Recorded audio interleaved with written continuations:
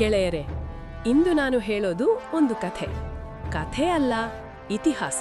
ಹೌದು, ಒಂದು ಸಿಂಹ ಹುಟ್ಟಿದ ಕಥೆ.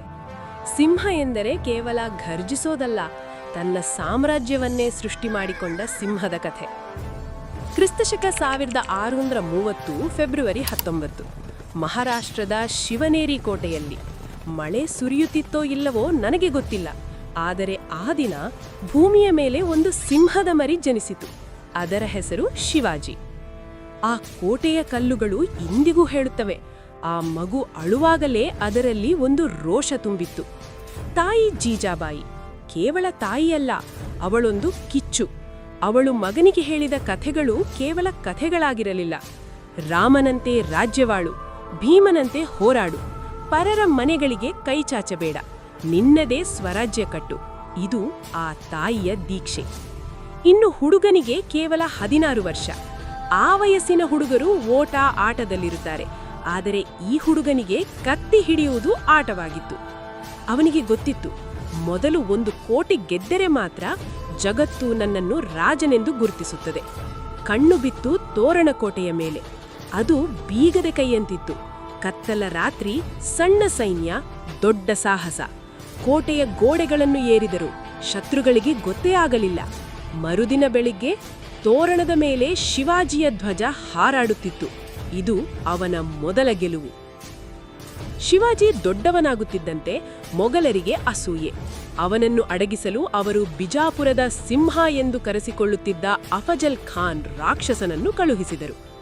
ಅಫಜಲ್ ಖಾನ್ ತನ್ನ 10,000 ಸೈನ್ಯದೊಂದಿಗೆ ಬಂದನು, ಆದರೆ ಶಿವಾಜಿ ಕೇವಲ 3,000 ಯೋಧರೊಂದಿಗೆ ಅವನನ್ನು ಎದುರಿಸಿದನು. ಶಿವಾಜಿಗೂ ಗೊತ್ತಿತ್ತು, ನೇರವಾಗಿ ಅಫಜಲ್ ಖಾನನ್ನು ಎದುರಿಸುವುದು ಮೂರ್ಖತನ ಅಂತ. ಹಾಗಾಗಿ ವ್ಯಾಘ್ರ ನಖ ಎಂಬ ಹುಲಿ ಉಗುರನ್ನು ತೆಗೆದುಕೊಂಡು ಬಂದಿದ್ದನು. ಅಫಜಲ್ ಖಾನ್ ಮತ್ತು ಶಿವಾಜಿ ಇಬ್ಬರು ಅಪ್ಪಿಕೊಳ್ಳುತ್ತಾರೆ.